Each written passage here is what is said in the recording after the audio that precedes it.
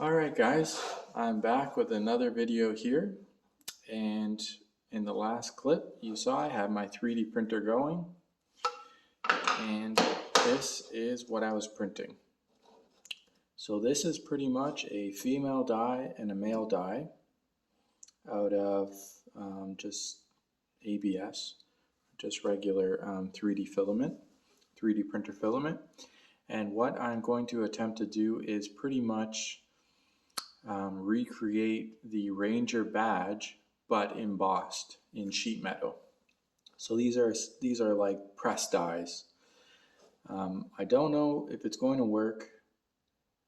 These dies took forever to print, especially because I had to increase the infill percentage quite high for strength, because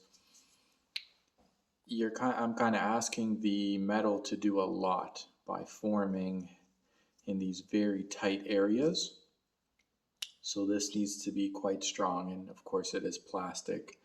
I mean, if I had a lot more money and probably more brains, I'd get this CNC milled out of like aluminum or steel or something like that. But I have a 3D printer, and I have seen some people create press dies with plastic from their 3D printer, and they've had good luck. So I'm going to try it. And the ultimate goal is to replace the Ranger badge that's on the passenger side and driver side fender with an embossed Ranger kind of badge. So it's like an alternative to like shaving your fenders and having nothing there. So what I'm going to do now is just sand down the edges and kind of prep these dies a little bit. Cut out my sheet metal. I'm going to be using 20 gauge, and then get ready to press these dies together on my press. Okay.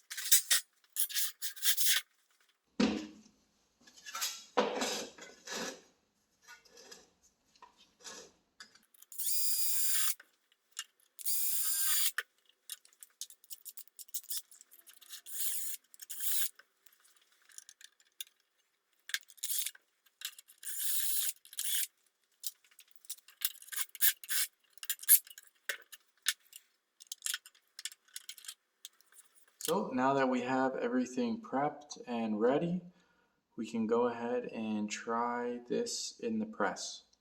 And fingers crossed, hope for the best. So I'll get the press out and get that all set up.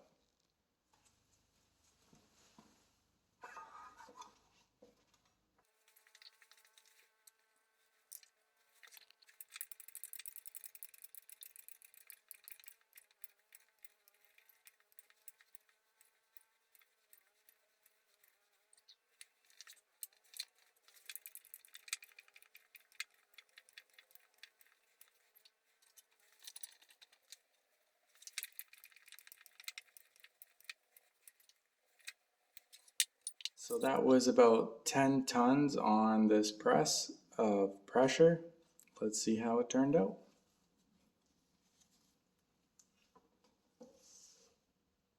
Not bad, wow.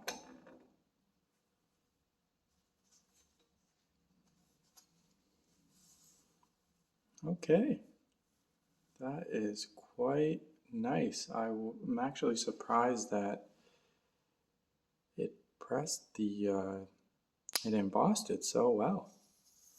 That's super duper crisp. Obviously, the edges are a little bit kinked, and that's because these dies were stretching the metal quite a bit, and there just isn't enough. So you get those kinks, but those can be ironed out. That's not a problem. And the dies, this one actually seems pretty good. You can see the corners there are a little flattened around the edge. But this one here, kind of like these thin strips in between the letters, these got pretty smushed. And I think that's just because, again, there's not much strength in between these, in between the letters, and you're asking the metal to do a lot by stretching in between and kind of giving that imprint. So I'm not surprised that it didn't last, but it's not like it was super expensive to print these out anyway. So I'm really happy with how this turned out.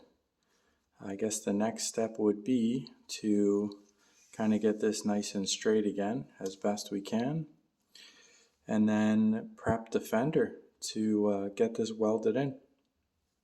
All right.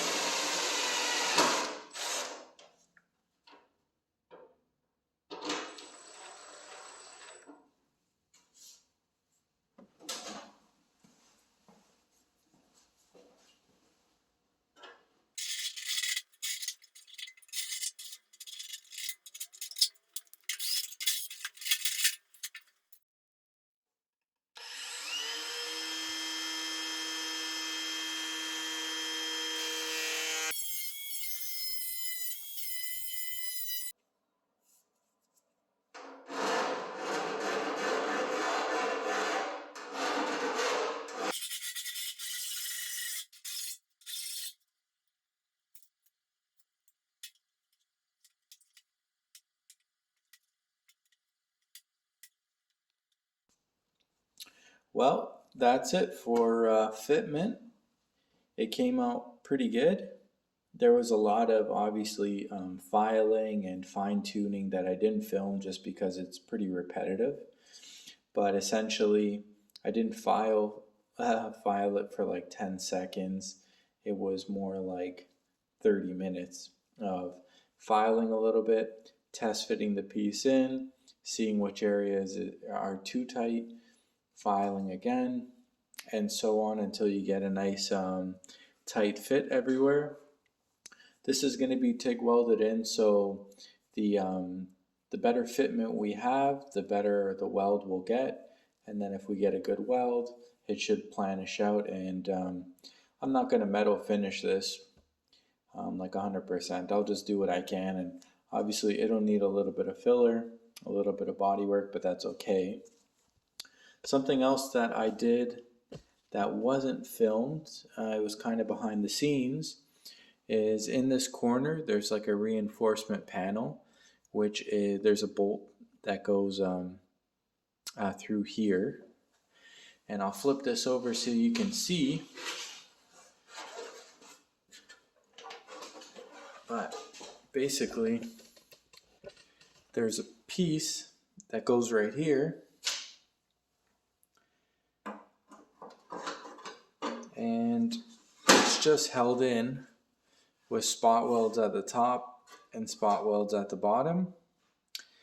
and I just drilled out the spot welds and then decided to take it out. And the reason why is because I'm gonna have to weld behind here anyways, and then I'm gonna have to planish out my weld, and it's gonna be impossible to get a dolly and planish this all out nicely with this piece in the way.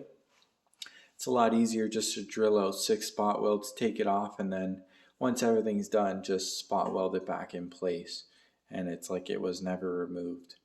So that was easy enough and quick enough that it was kind of a no-brainer.